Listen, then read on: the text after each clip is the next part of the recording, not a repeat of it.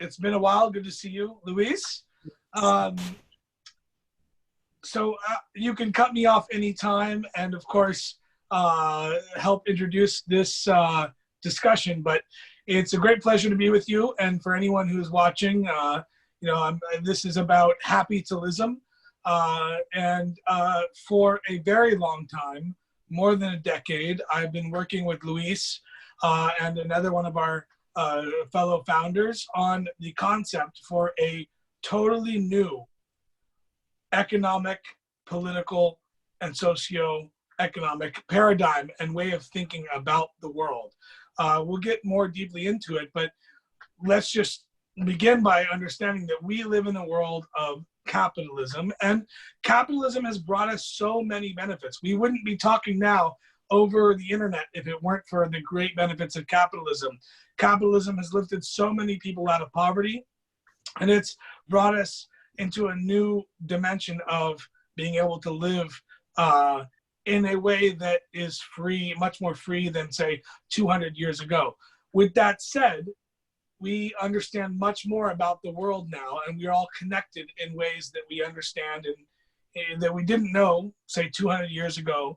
And we, myself, Luis, and our other fellow founders believe that that it's time for something new, that it's time for something that supports human flourishing, that supports the advancement of humanity into a new place, a new dimension where freedom, consciousness, and the ability to think and live out your daily life is totally different from anything that has ever come before. So that's what we're here to talk about today. Thank you for joining us. Thank you, Luis, for organizing this. So I believe this is a Q&A type of format. So if you want to ask me questions or anyone else, fine. Otherwise, I'm happy to delve deeper into happytalism and our work together and what this means for the world, especially in this time of the COVID-19 coronavirus crisis. Thank you. Love it, Jamie. So before we jump right into it, I really would love that that you can share with all of us your background, because I think that your life and the way as a foster kid coming to the United States from India, and the way you've been making a difference in so many different ways to the world, and the way you've been growing as a human being is so remarkable that I think that we should start by that, and by framing a bit who you are and why you are such a dreamer, that in many ways we all are here talking about happiness and well-being as new paradigms, but that has to have a root, right? So why don't we start by sharing a bit about Sure. your background? Well, thank you. And I'm just a regular individual. This is my life, and I'm like anyone else. So I don't talk much about this, but I'm happy to, because in fact, it is important and it drives everything I do every day. And I think that's the case for all people. I was very, very lucky to be rescued as an orphan in India, and I guess the only thing I know about my history is an article that was published and tells about how I was rescued from a roadside in Calcutta. I have a passport where my first name was Adam. My name is Jamie, but they gave the name Adam in the orphanage, and the orphanage was founded by Mother Teresa. And basically, I am very, very lucky. One day, my current mother, my adoptive mother, received a phone call. She had mentioned that she wanted to have children, and wasn't able to alone. And a friend, she mentioned it to a friend in New York, and that friend was from India, went back and shared it with friends, and eventually she got a call saying, "We have a child for you." And my mother was a nurse from Johns Hopkins at the time. She was single, and she said, "I'll take it. I'll take him."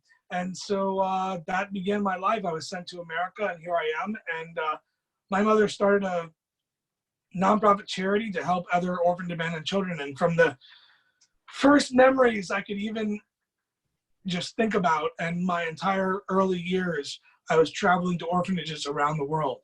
And that experience, really, I guess, forced me, like I think anyone who would go through that, to think about the human condition and how do we solve the challenges of poverty and the great challenges of humanity.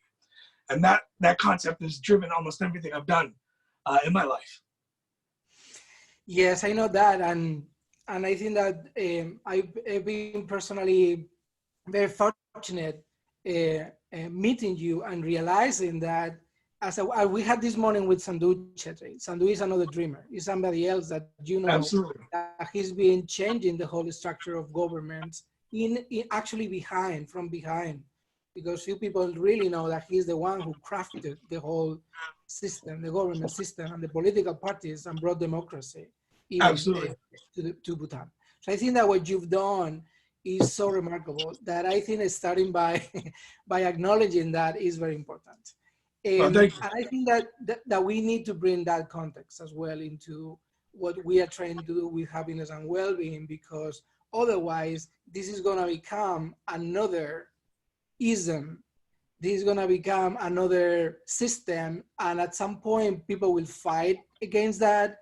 I think that the message that we are bringing here is about what do we do? It's an open question. It's an open-ended. And in this case, what we want is to offer some reflections around that as well. So thank you so much for who you are. Thank you. Thank you. As you know. I know. So, okay. So why don't we start from what is this concept of capitalism? What is capitalism? Yeah. So thank you for asking. And let me say, I spent my entire life trying to figure out, and I think like many people, how do we answer some of the great challenges of humanity? We go to school, we live life, we have friends, we get a job, we have a profession, and do these things, but yet all of us must at some point think about the purpose of life, the great challenges such as war, poverty, climate, mental health, the things that challenge every individual human being and humanity as a whole. And I too have thought about those things all my life, and in so doing, our answer, my answer, and our answer working together is really targeting the root cause of how we live, replacing capitalism with happytalism. And as I said before, capitalism is fantastic for many, many reasons, but it was invented over 200 years ago when people were going by horse and carriage, before the great age that we live in now. Now we understand much more about society, and we live in the 21st century. We have, artificial intelligence, technology, things that can transform how everyone lives and spends their day-to-day life. And happytalism is a new economic system, a new socio-political philosophy, a new economic and human development paradigm for the future, for now and the future. And it is created by myself and you, Luis, and our dear friend Ndaba Mandela, grandson of the late President Nelson Mandela. And this is about replacing our current system with a system that promotes human flourishing for all human beings. Okay, Jamie, that can sound a bit scary. It's like, oh, what's going to happen? Somebody's going to change my system, right? It's like what's going on now with the coronavirus. It's like, oh my goodness, who is this virus? This virus is changing my life and my way of living. Do you see capitalism as something like that? Is that something that is going to scare people or not? It's a great question, and please ask more. Yes and no. Look at today. Look at the world we are living in. Suddenly, in just a matter of 4 or 5 days, there's this virus that comes out of nowhere, and it's changed our lives. Everyone suddenly is staying home. We have to change the way that we live. We have to change the way that we think. And at the core of that is a system that is obsolete, that is archaic, that is thinking about things from an old way, an obsolete way that doesn't take advantage of technology, of the advancement of humankind in terms of ways of thinking. And we we shouldn't have a virus just pop out of nowhere. We should take a holistic approach that is preemptive, that foresees that we are a globally connected humanity that is traveling around the world, that has new risks associated with our own development and growth, and we should preemptively watch out for things like viruses. In fact, there have been many, many steps that have been taken already to identify the idea that a new pandemic, a new virus, could be a threat to humanity by the American government and many governments. This should not be a surprise. So to answer your question, yes and no, this is a new way of living. This is a new way of thinking. It's not scary. It is exciting. Everyone is holding in their hands the opportunity and the amazing capabilities of technology with iPhones and apps and everything that's going on. You can run a company from your phone now. This idea and the freedom that that brings, the opportunity for freedom to spend more time with friends and family and to think about life differently is what this is about. And so, yes, it's going to require changes in life, but only positive changes. Nothing to be scared of. Okay, because you know, we all scare very quickly. It takes a second for people to get scared. Yeah. You know that. And so why don't we talk a bit about why we need a new system and what is a new system? Why don't we start with the why? Absolutely. So if you step back from our society, if you look at the planet, our globe and our Earth, and how we live every day from outer space, looking down on it like a snow globe, you will see that everything we do, we wake up in the morning, we go to work, we do a job, and then we come home and we spend time with them, which is great. This is all driven from a top-down perspective by capitalism, by the idea of the state to drive economic growth and continuously achieve GDP growth. There are many benefits to that. Indeed, our standard of living has improved and enhanced as a result. But now that we are living in the age of artificial intelligence, of robots, of new technologies that can transform the way that we live, the fundamental focus should no longer be income, profit, and GDP from the standpoint of the state, top down, and then companies, and then the workers, all of us. It should be, how do we live a healthy life? How do we live a life? How does every human being live a life that allows them to become who they are inside, to be free, to be free with to meet and become friends with people and spend time on this short period that we all have on this earth with our good friends and with our family, with and experiencing the extraordinary things that this earth has to offer, traveling around the world, learning about our planet, spending time with friends. These are the things that matter more than money, than profit, than going to a job every day. And every human being should experience that. And it shouldn't be because you were born into poverty or you're born wealthy or this or that. It should be something that every human being has an opportunity to experience. And that is what happy-talism is about. So what can we expect in a system, and what is going to change? Can you give us an example of what is tangible as a potential change, and what are the elements that we can expect from capitalism? Sure. Well, thank you. Great question. I think let me answer this by focusing in on technology.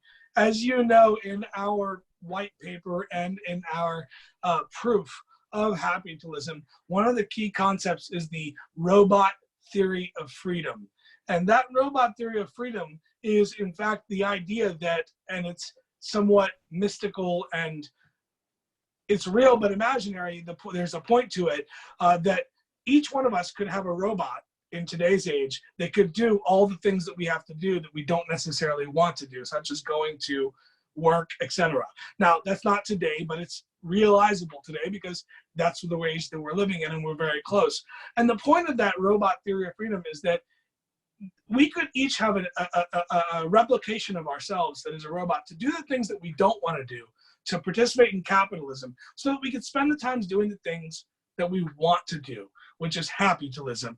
And so the point is simply that, like you know, many of the things, the conversations that are going on, even in the U.S. election arena, such as universal basic income, in terms of capitalism, we call it advanced universal basic income because it's advanced. It takes into account the idea that technology is going to replace workers. We need to be thinking about, okay, how can we take advantage of this new development, not as a threat, but as an opportunity to set people free so that they can do whatever they want in their lives, and also not measure each other over wealth or status or money. These things do not matter.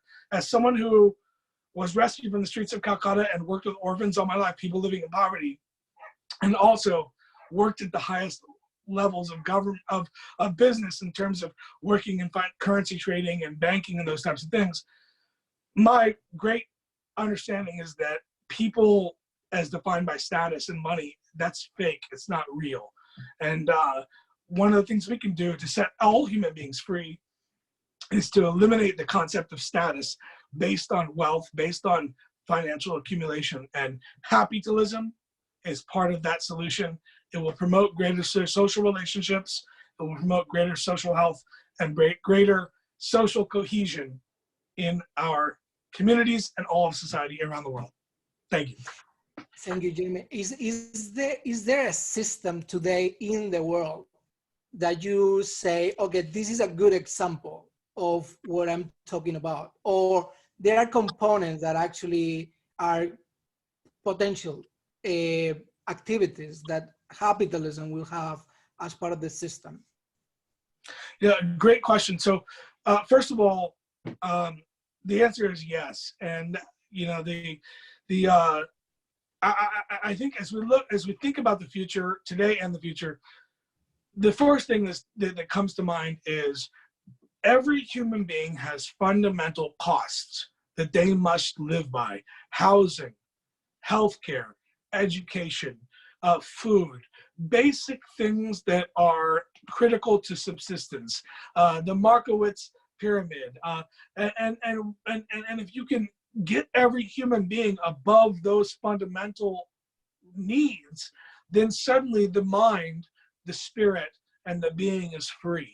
And so I think we need to be thinking about a system, capitalism, but looking at some of the other countries, some of the countries who have done some of the steps in the direction of capitalism, specifically the Nordic countries who have been able to reduce inequality and provide things like free education, free healthcare, and they happen to be the happiest countries in the world in the World Happiness Report, Denmark, Finland, etc.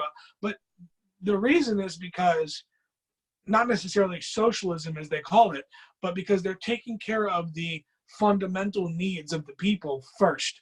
And as a result, people live in a way where their relationships, their daily life is not so much governed by money, profit, and status, but rather actual things that people care about.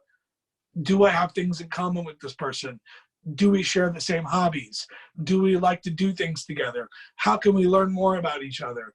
How can we live life and enjoy the time that we have on this planet together and explore together?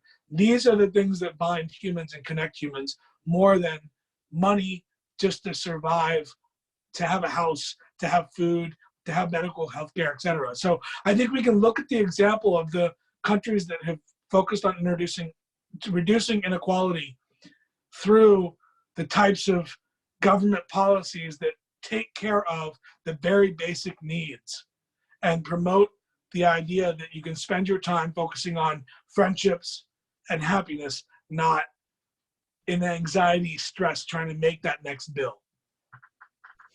I couldn't agree more. And actually, you know that my contribution is bringing systems into action. So I would love that. I would love to show people joining one of the frameworks that basically we have. And as you know, this is part of the Exponentials of Happiness and Wellbeing Lab that we have. And I think that maybe we can go deeper into the system when we look and to things that are very difficult for human beings to understand that they are connected. Sorry, 1 second. That's okay. Yes, that's probably one of the governments that is calling us. No, we know that everything is systemic, and I think that, I mean, this is a theoretical framework, but I think explains very well why everything is connected and how everything is connected. And as you know, everything starts with, and you say the top down, I call this chi, we call it chi, the energy, and it's connected with nature, but all these part of this collective, basically, not just humans, but living beings that we have in the world, is the nature, is the energy, and is all this is full of energy and is connected. And we see this Right. with the social brain, and we see this with the heart coherence and so on, right? So, but then something interesting that we forget is that between the collective and the individual, we have communities. And those communities can be more standardized communities with the same culture, the same beliefs, the same rules, or very different culture, beliefs, and rules, because we have different families, we have different neighborhoods, we have different countries. And each of those is one layer of culture, of belief, of rule that determine our own beings, right? And then we have this individual that we always focus on the consciousness part. It's like, if we don't understand, we don't believe.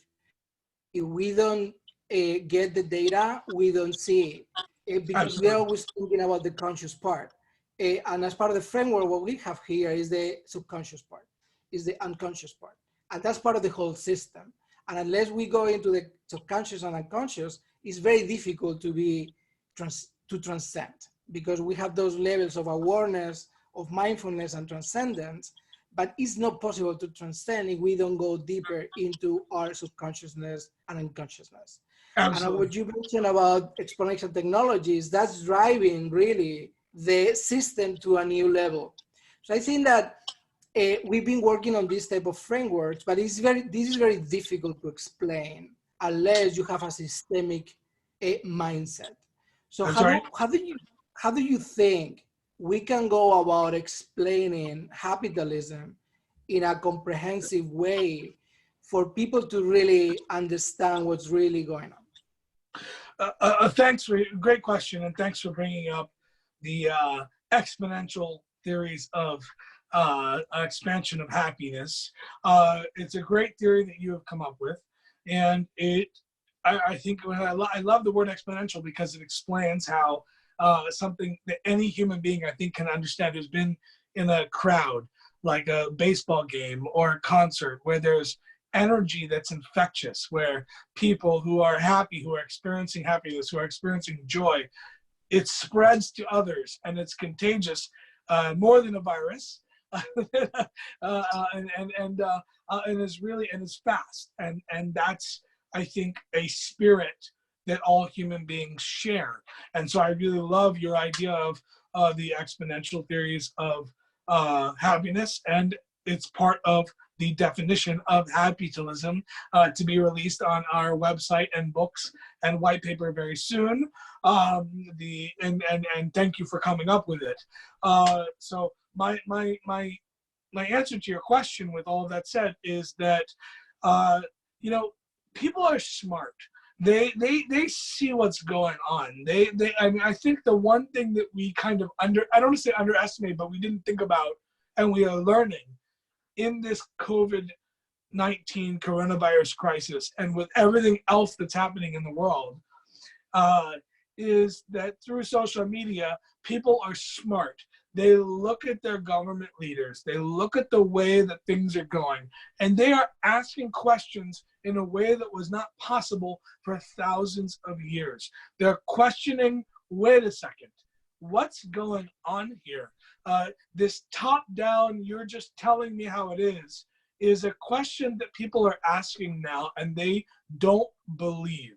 They don't believe in some of the stuff that's going on, and it's I'm sure that those in positions of leadership are doing their best to serve society, but the people are getting it now. They're not dumb. And as we go, as we evolve, as we look to the future, you know, how do we stop moving from crisis to crisis, from symptom to symptom, from fear to fear to fear, which the Secretary General, Mr. Ban Ki-moon, His Excellency, brought up in 2013 in his quote that we have on our website. How can we think more on a more integrated basis about a way of life, a way of governance, a way of thinking, where all human beings are free to do as they please, no matter where you come from, what you were born into, how much money you came from or didn't come from. These identities of you're rich, you're poor, you're a worker, you're not. These concepts are obsolete, totally obsolete. All human beings, we all live on this earth, and we all have to think about how to live, how to go about our lives through the challenges of eating, drinking, survival, but also thriving and dreaming and thinking about what we want to do and spend time on this earth doing. And all human beings should be free to do as they please. And governments, the way the architecture we have created, our system, should focus on creating that for all human beings. And all human beings benefit from that. When you, through your exponentials theory of happiness, as you have demonstrated, and we will continue to talk about, when people focus on happiness of all human beings, global growth and businesses and companies thrive. They grow by levels that no one has ever thought imaginable, because happy people they're not just doing a job, they're not working, they're doing what they love. They're doing something because they believe in it. They're not just sitting there waiting till the day ends to go home. They're thinking about, how can I deliver all of who I am in this endeavor? So focusing on happiness and the well-being of all employees in business and all of society people is the secret to global growth and to advancing all of us into a totally new dimension. Thank you. Thank you so much, Jamie. How do we link this? It's already linked, but how you tell us, how do we keep linking this to the International Day of Happiness? And can you tell us a bit more, what is the role in this case of an international day that actually you helped to create and you were driving force to make it happen? What is the connection? Do we need these symbolic days in order to remind people that this is the reality? What is the relationship and what is the link going forward? Sure. So thanks for the question. And by the way, don't be so humble, because you have been one of the leaders in making this day successful and founding the day. So thank you for that. Yeah, look, this International Day of Happiness was created in order to do several things. First is to recognize happiness as a human right, something that is not a new concept, and in fact is a concept upon which the United States of America was founded, and our modern political and societal order, including the United Nations. But also, it was about taking the torch that they lit and carrying it forward to advance the concept of happiness into a new dimension. They never could have thought about a world where we have electric cars, where we have planes. That the planes did not exist when they wrote this Declaration of Independence that has inspired the day. And so, you know, the International Day of Happiness, we and our endeavor is focused on making sure that there is a global day recognized by 193 UN member states and the United Nations to carry the torch forward about the concept of happiness as a human right and happiness as a new economic system, a new political order, which the United Nations recognized in 2012 at the first high-level meeting on happiness and well-being, at which the Secretary General called for a new economic paradigm to replace capitalism, called gross global happiness. And you know, the International Day of Happiness was created because, you know, the changing political winds, the changing political forces that are temporary, that are every 4 years, every 6 years, every 8 years of an election. We created the International Day of Happiness to provide to bestow, to give to humanity something that would allow future generations to make the decision about happiness as a way of life, happiness as an economic development model, happiness as a human right, that in case our world changes between now and then, future generations would have a day, March 20, forever, to raise questions and ask questions about how our world exists, how our economic system exists, why it exists, and the question of happiness and the role of happiness in that construct. So that's why the United States of Happiness was created. And thank you so much for your leadership in that endeavor, and to all people who have done great things to make it a successful endeavor. Thank you. Thank you so much, Jamie. Listening to you, I get so excited all the time. It's like, yes. We all need intrinsic motivation to do things. I wonder, what is your intrinsic motivation? What's really behind your guts? Actually, yesterday we had Nazaret. It's a physics, and she explored the theory of physics. But she's now connecting the guts with the heart and the brain and the whole body, and making connections. So I think that this is a more personal question. Is about your intrinsic motivation. Do you get it from the guts? Do you get it from the brain, from the heart, from the body? What is that coming from? Yeah, thank you. It's a good question. Simply put, I, at an early age, was exposed to what I would call the horrors of humanity, of poverty, of war, of people suffering. And I always wanted to do something about that. And I took a path that was focused on figuring out how to make as much money as possible, frankly, because I learned early that money, whether you're a nonprofit or a family, whatever, is what helps make a difference. That's what everyone is asking for. And so I went into currency trading early in my career, but built one of the largest online currency trading companies in the world, which allowed me to give back, but also to learn more about our system that I didn't understand before.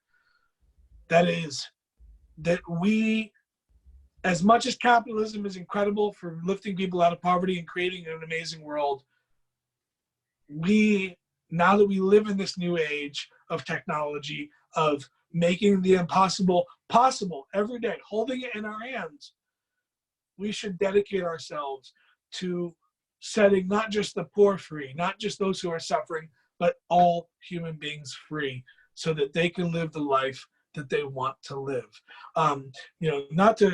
If I could just expound a little bit more, when I started working in finance and in currency trading, I realized just how much, not just poverty and climate change and the things that are what we might call crises and global issues mattered, but I also learned how much status, money, and identity play a role in people categorizing themselves into certain things.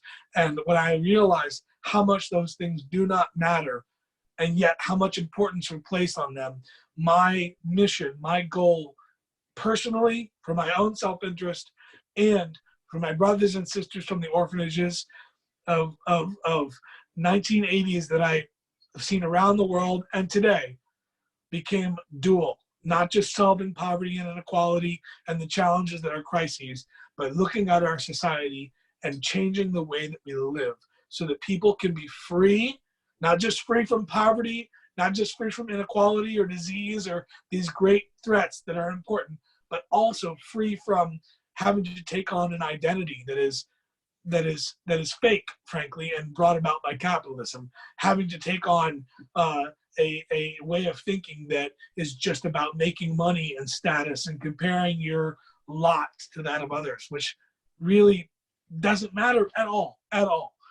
Those are the things that I observed and motivated me on top of my personal experience as a young child. And that's why I'm focused 100 million% on promoting capitalism and advancing capitalism as a new economic paradigm with you and with our other fellow founders. So thank you.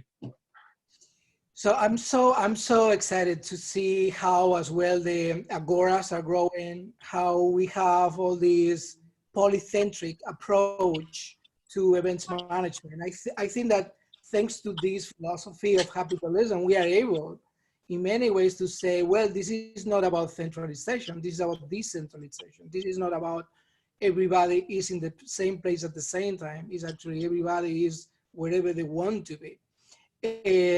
And this is about the power of connections, the power of autonomy, the power of being free from suffering in many ways. Yesterday, Jamie, we had a full day on mental health. And this is a big deal for capitalism. Absolutely, right? absolutely. Thank you. Please. No, I was going to mention we have several psychologists. One of them, Edith Shiro, talking about growth post-trauma and how it's so possible to grow. And when you grow, it's not just normal growth; it's exponential growth as well. When you go through trauma and you actually live through it. So I wonder, how do you feel the system of capitalism is going to be expanding? So we saw the coronavirus starting in a city in China, and then suddenly there was a tipping point where it got to the whole world. So have you thought about that? How is this system going to be viral? Yeah, so again, another great question. You know, there's no excuse for the fact that we are holding, each one of us, in our hands, the technology to manage an entire company without even doing anything, just using our cell phone from the couch or from the bed or whatever. And yet, at the same time, there are these great global pandemics that suddenly arise out of anywhere and threaten all of humanity and change how we live every day.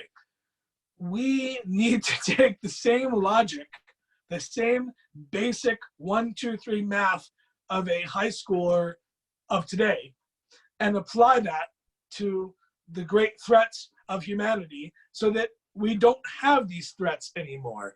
The idea that some kind of flu or some kind of threat can suddenly appear and threaten everyone and shut down life is honestly, it's totally insane. We could have a satellite system or drones working around the clock that we're not even thinking about that's tracking every potential virus because they're able to zero in on any type of pathogen that might threaten the human race within seconds of its actual creation and exterminate it with a laser. I mean, I'm speaking theoretically here, but this is the kind of thinking that we need at the highest levels of government. And yet, because we don't have that, because we don't have capitalism, we have capitalism, which is from the wrong century, literally hundreds of years ago. Now we are in a reactionary governmental paradigm.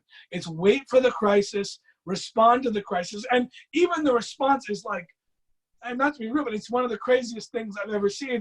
It's ridiculous. I don't want to, this is beyond the scope of this conversation, but all of life is shutting down, and it's all over the place, and the amount of human suffering, the amount of job losses, the amount of uncertainty, the amount of anxiety, the amount of stress and mental health stress that is created because a few people can't figure out how to do something that a couple of high schoolers could easily figure out.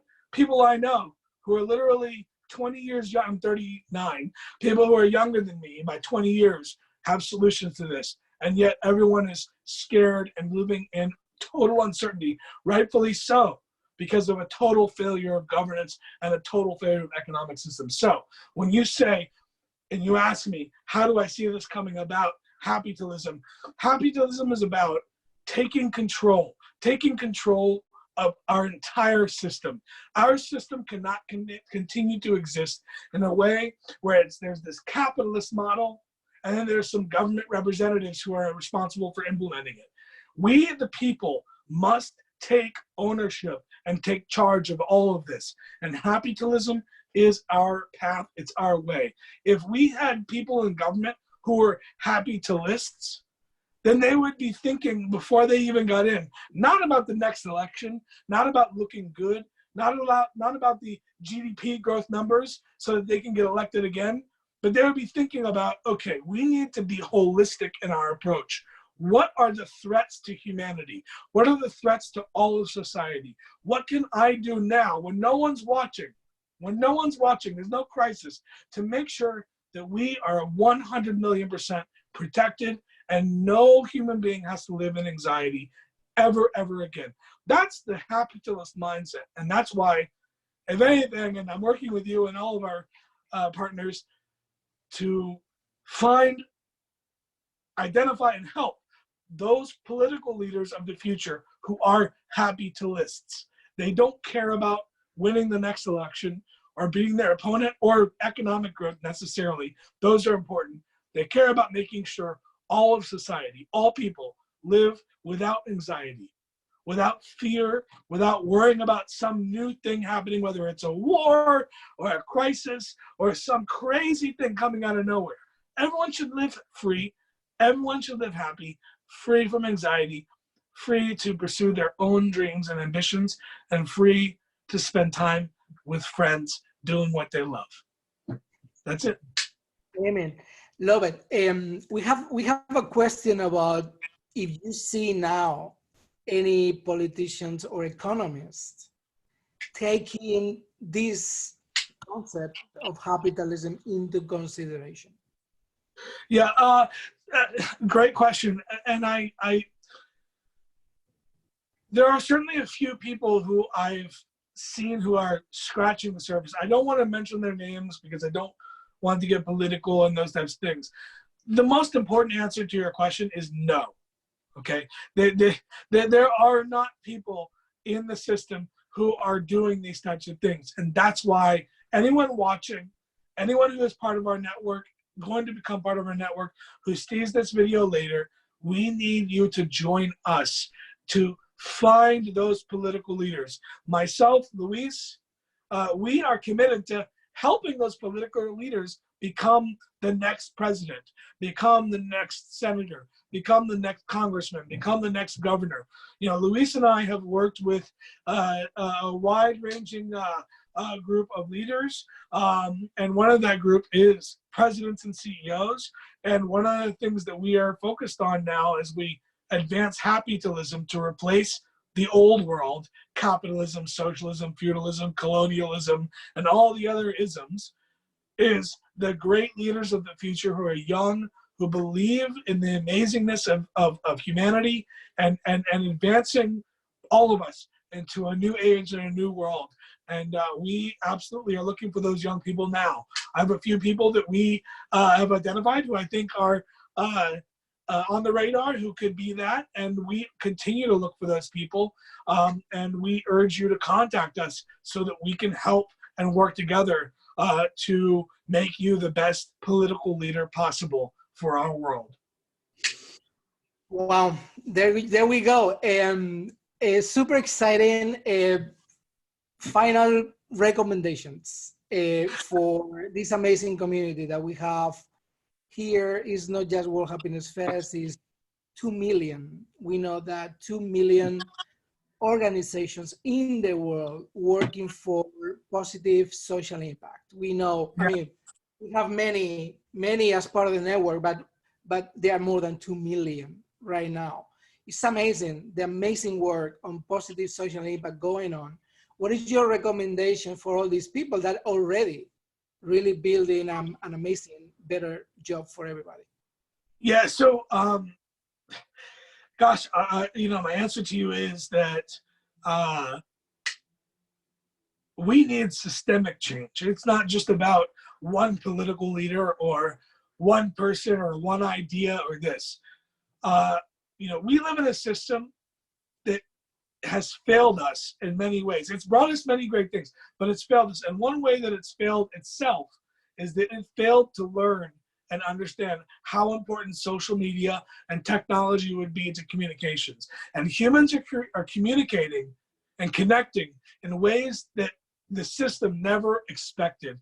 And so what I would say is that all of us, now that we can communicate in a way that is not top down, that is not a king to it, the subservience, or the state to the people who live in it.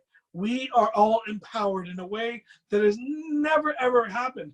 I mean, in billions of years since the earth came about, since the universe even formed, we are those lucky few who are living in this day and age. In the millions of years, we are living in this day and age where we can communicate in ways that were never, ever possible.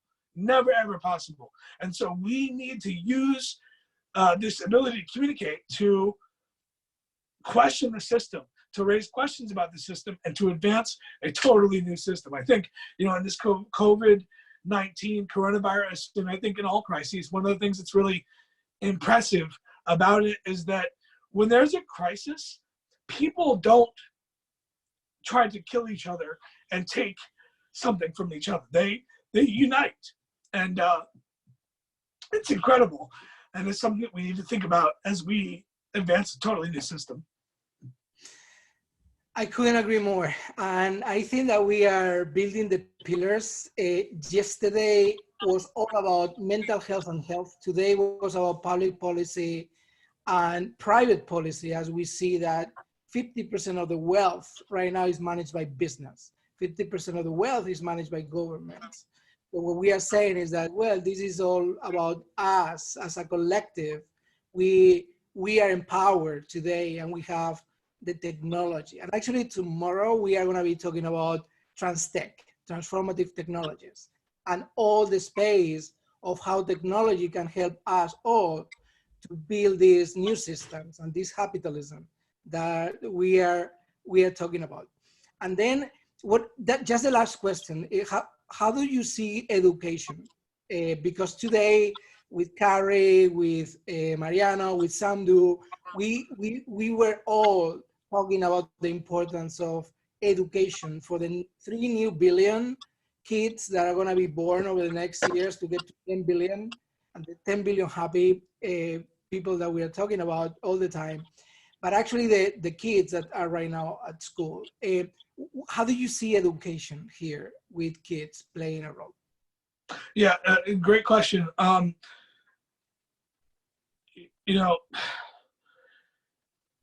Technology has transformed everything. I cannot underestimate. I mean, it's crazy that we have technology, and yet, we're using technology now to talk, but we're not actually implementing the full potential of how it can change everything.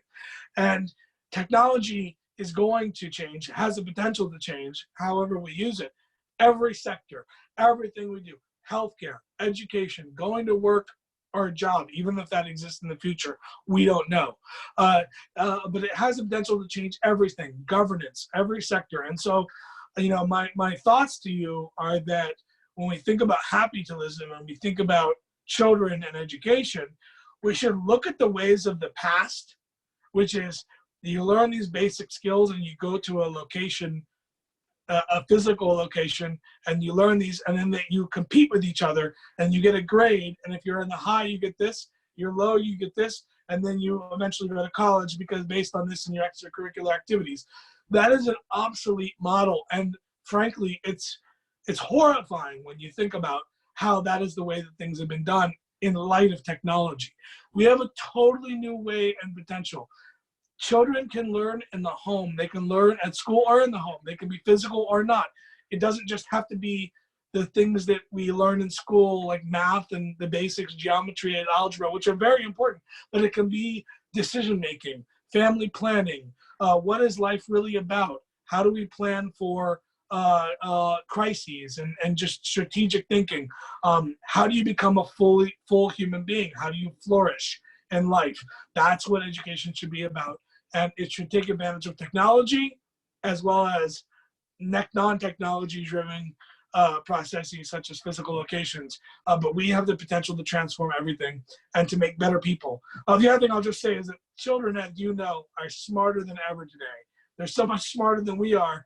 And we are really, as we talk about in the United Nations New World Order website and manifesto and the Capitalism Manifesto, we are dealing with the rise of superhumans.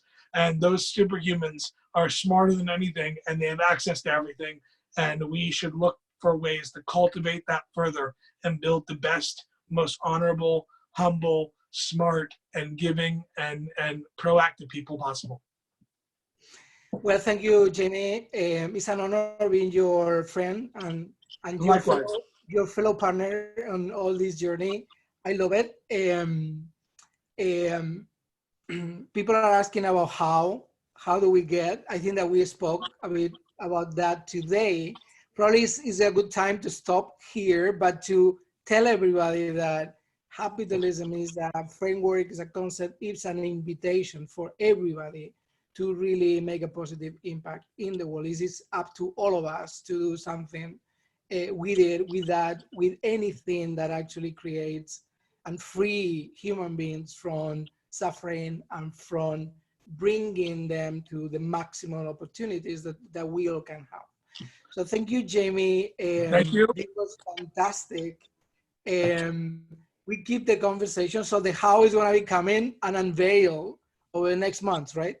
Yes, if I could just answer your question. So the purpose of this meeting, and please feel free to clarify, was really just an introduction. There's so much, of course, to cover. This is just the beginning. And let me just say to anyone who's watching, you know, I think the thing that was most shocking and also inspiring and energizing is how much the entrenched interests of the world, those old ways of thinking, are embedded, and they attempt to block new ways of thinking. And I would say to anyone watching, I want to be positive and optimistic, but we also must be realistic. We are going to need everyone. If you believe in capitalism, if you believe that that is the way of the world, then we look forward to connecting with you further. We are going to be releasing some exciting new details to do so, so that we can replace the system that is currently in place and that is outdated, and frankly is, in my view, is that our system is engaged in criminal activity against our own society. And we must do whatever it takes to advance a totally new world order and a new economic paradigm of capitalism. We will talk to you soon about how to do so. Thank you, Luis. Thank you, Jamie.